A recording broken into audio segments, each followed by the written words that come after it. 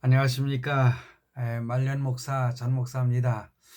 요즘은 제 개인적으로 하는 일이 있어서 매일매일 여러분 찾아뵙지 못해서 죄송합니다. 그러나 될 수 있으면 말씀으로 여러분들과 함께 자주 만날 수 있기를 노력하고 있습니다.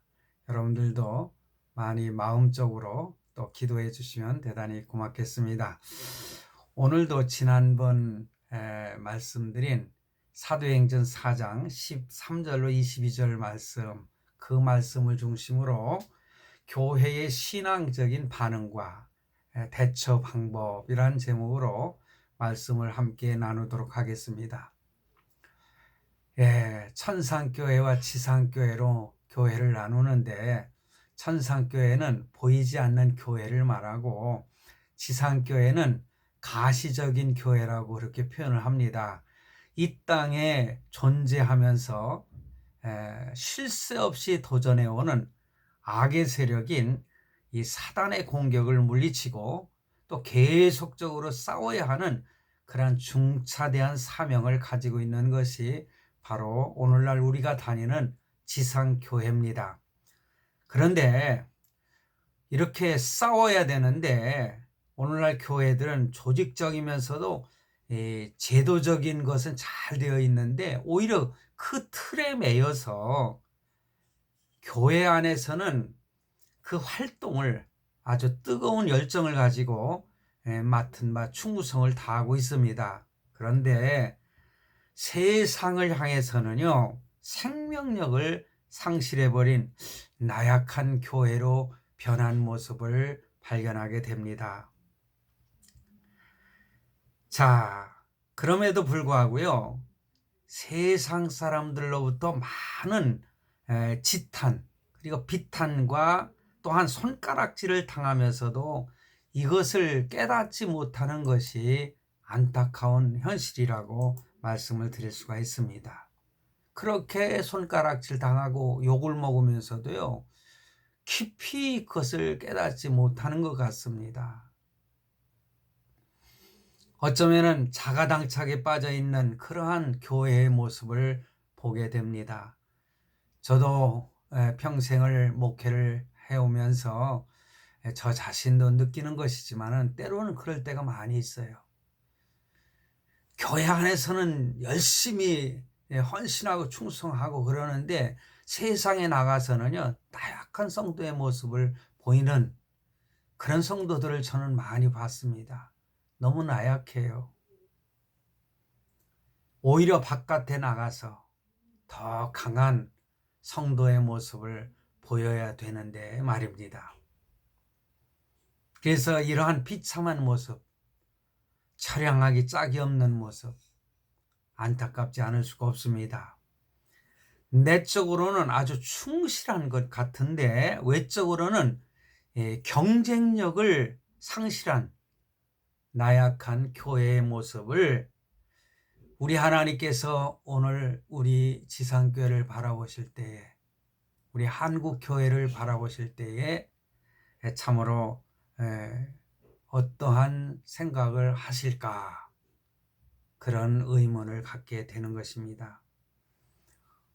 오늘 우리는 본문 내용을 통해서 초대교회 성도들은 그럼 어쨌든 어떻게 그런 모든 문제들을 또 세상을 향해서 대처를 하며 신앙생활을 했는가, 어떤 문제를 만났을 때에 어떤 방법으로 극복해 나갔는가 하는 것을 한번 발견해 보면서 오늘 우리도 경각심을 가지고 초대교회 성도들처럼 우리도 내적으로만 강한 것이 아니라 외적으로도 강한 그런 성도의 모습을 갖추기를 간절히 바라는 것입니다.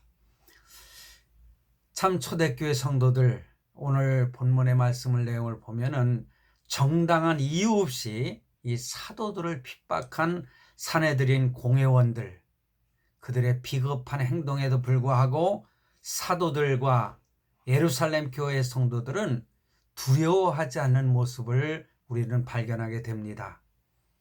오히려 의연하게 대처해가는 그런 자세와 각오를 볼 수 있었습니다. 우리는 그래서 그들의 대처 방법을 깊이 생각해 보면서 우리 자신이나 가정이나 교회는 어떻게 해야 될 것인가를 한번 깨닫고 생각해 봐야 되지 않겠는가, 그렇게 생각을 합니다. 첫째로 그들은요, 초대교회 성도들은 기도를 했습니다. 참 이 기도는요, 우리들이 가지고 있는 가장 큰 무기라고 할 수가 있습니다.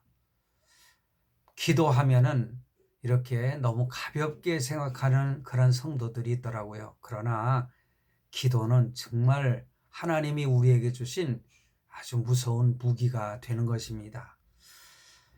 베드로와 요한은 선한 일을 행한 까닭에, 왜냐, 나면서 안전뱅이를 치유한 그 사건으로 인해서 옥에 갇히게 되었지 않습니까? 그리고 사내들인 공회 앞에서 재판까지 받았습니다. 참으로 어처구니 없는 그러한 일을 당한 것이죠. 40년 동안을 안전뱅이로 살았던 사람을 치료해 주었다고 오히려 붙들어서 옥에 가두다니, 이럴 수가 있습니까? 오히려 상을 줘야 될 판인데 말입니다. 성도 여러분, 때로는요, 예수 이름으로 선한 일을 행하였어도 이 악의 세력으로부터 시기와 질투를 받게 되고 억울한 누명도 받게 되는 경우를 많이 봅니다. 저도 그런 경우를 많이 경험을 해봤습니다. 선한 일을 행하였는데도 오히려 나를 향해서 손가락질하고 비난하는 그런 사람들도 보았습니다. 여러분, 만약에 우리가 세상에 속해 있다면 이런 일이 있을 수가 없겠죠. 우리는 이 세상에 속해 있지 않기 때문에 세상이 우리를 미워하는 것입니다. 선한 일을 했어도 시기와 질투와 우리의 어떤 면에서는 고난 속에서 어려움을 겪지 않습니까? 그런데 이렇게 세상이 우리를 미워할 때에 예수님께서는요, 너희는 오히려 세상에 속해 있지 않기 때문에 환난과 고난을 받는다, 그렇게 말씀을 하셨습니다. 공회 앞에서 아무 혐의를 찾지 못했음에도 불구하고 그들은 위협을 가하고 예수 이름으로 말하지도 말고 전하지도 말라, 그렇게 아무것도 하지 못하도록 그들은 명했습니다. 사내들인 공회, 지난번에 말씀을 드렸듯이 삼권 모든 권력을 그들의 한 손에 쥐고 있는 권력이 있는 그러한 조직이잖아요, 공회는. 그러니 그들이 한번 말하는 것은 명령입니다. 그런데 참 초대교회 성도들은 이 베드로와 요한의 그 이야기를 듣고 어쩌면은 이제 우리는 사단과 싸워야 될 수밖에 없구나 하는 그러한 각오를 했을지 저는 그렇게 생각을 해봅니다. 왜냐하면 사단이가 도전해 오는 것이지요. 오늘 우리도 세상이 우리를 핍박할 때에 너희는 오히려 기뻐하라고 말씀하신 예수님의 그 말씀을 다시 한번 상기해 보았으면 좋겠습니다. 그래서 초대교회 성도들은 이렇게 그들이 사단이가 도전해 오는 것을 직감하고 그들은 그러니까 사단과 어떻게 싸울 것인가, 싸울 전투태세에 돌입한 모습을 보게 됩니다. 그 작전이 바로 기도였습니다. 전략이 또한 기도였습니다. 그 기도의 내용이 이 4장 24절부터 30절에 잘 나타나 있습니다. 이렇게 시작을 하잖아요. 대주제이신 천지 만물을 창조하신 창조주 하나님, 이렇게 기도를 시작을 하는 겁니다. 기도는 하나님의 능력이 나타나는 통로가 되는 것입니다. 기도가 없이는 능력이 나타나질 않습니다. 기도 없이 대적과 싸우면 패할 수밖에 없습니다. 좀 전에 말씀을 드린 것처럼 기도는 하나님이 우리에게 주신 가장 강력한 무기인 것입니다. 왜냐? 기도할 때에 하나님이 우리와 함께 하시고 하나님이 역사하시기 때문에 그렇습니다. 이 세상의 어떤 것으로 싸워도 우리는 승리할 수가 없습니다. 하나님이 함께 하시고 하나님이 싸워주실 때만이 우리는 승리할 수 있는 것입니다. 그런데 그 하나님의 역사를 유도하는 것이 뭡니까? 그게 바로 기도인 것입니다. 성경에 보면은 기도하는 사람들의 모습을 많이 보잖아요. 우리가 야곱의 기도도 우리는 잘 알고 있습니다. 그가 참 어려움에 처해 있을 때에 하나님께 기도했지 않습니까? 그는 천사와의 싸움으로도 비유하고 있지 않습니까? 하나님과 싸우는 거예요. 기도로 싸우는 거예요. 나를 살려달라는 기도죠. 참 자기를 죽일 수밖에 없는 그 형을 만나러 가는 자리에서 하나님께 기도하는 거예요. 그랬을 때 형 에서의 마음을 이렇게 바꿔주셨잖아요. 자기를 향해서 참 싸움을 걸어오고 자기를 죽일 수 있을 수 있는 형이 그를 오히려 환영하면서 이렇게 영접했지 않습니까? 기도는 사람의 마음을 감동도 시켜오고요. 하나님이 역사하시는 거예요. 하나님이 하시는 방법은 그 대적을 몰살시키거나 아니면 이렇게 감동시켜서 정말 하나가 되게 하시거나 이건 하나님의 방법대로 하시는 것입니다. 그럼 우리는 하나님께 맡기고 기도하는 것입니다.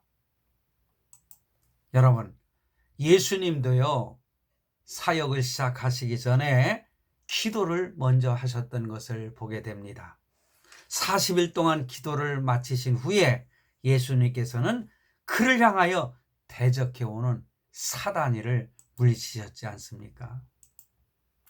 우리에게 모범을 보여주신 것입니다.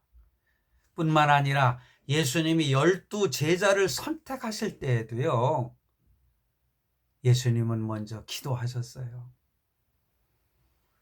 기도하신 후에 제자들을 부르시고 하나님께서 맡겨주신 구속의 역사를 이루기 위해 공생애를 시작하시는 모습을 발견하게 됩니다.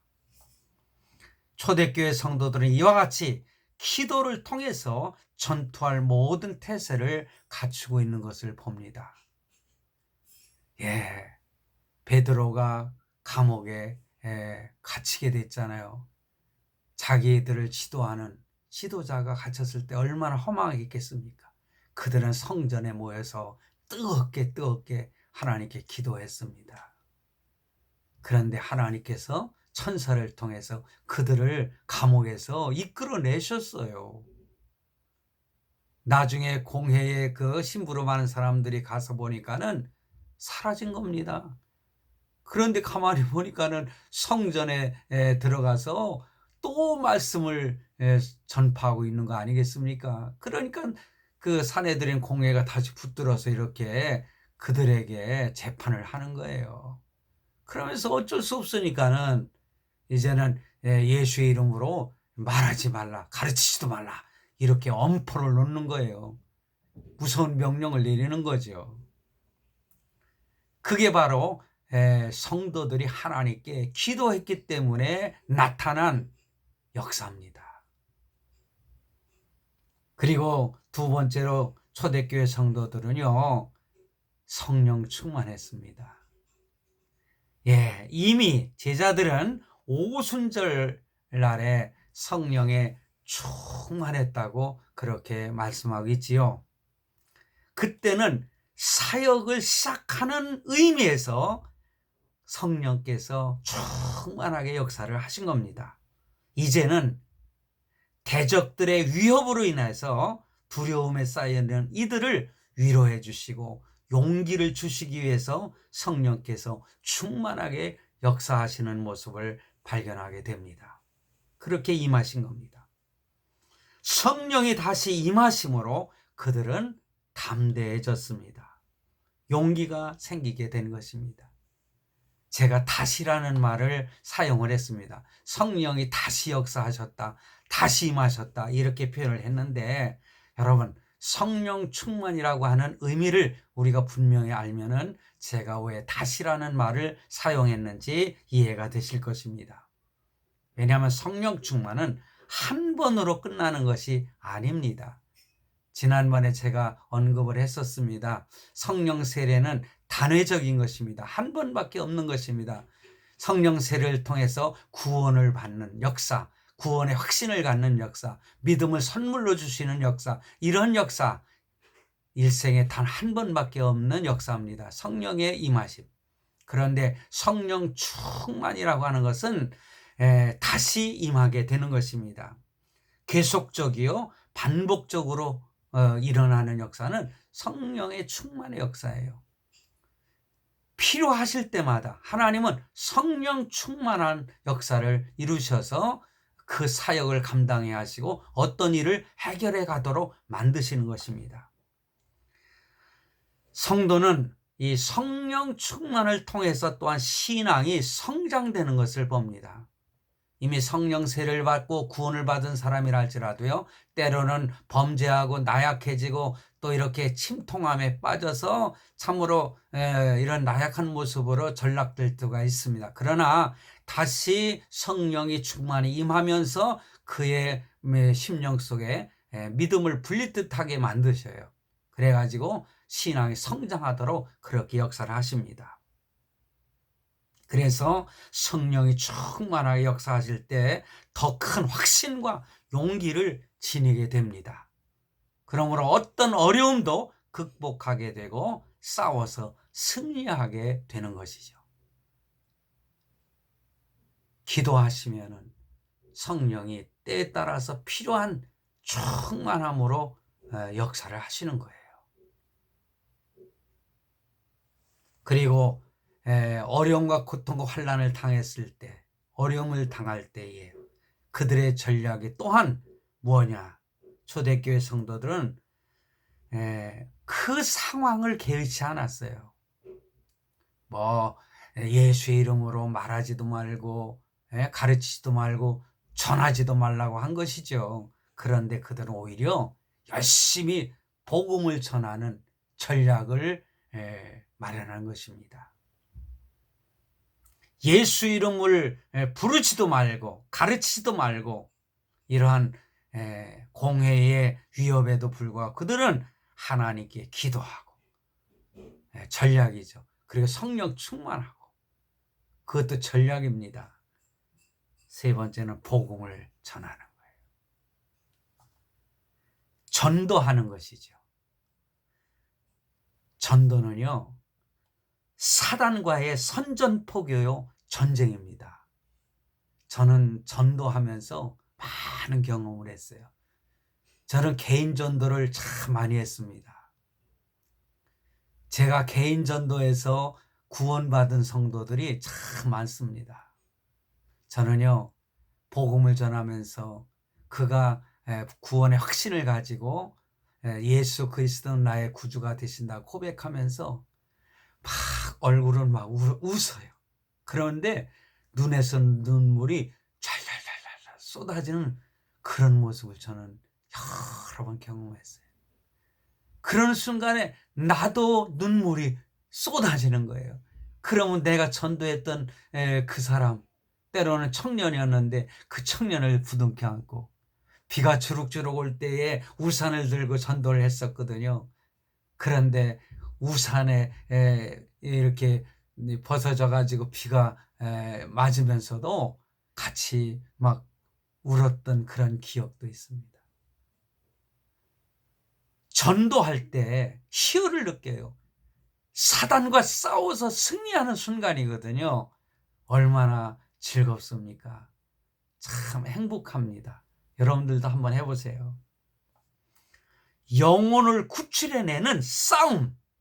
우리는 모두가 다 그리스도의 좋은 군사들인 것입니다.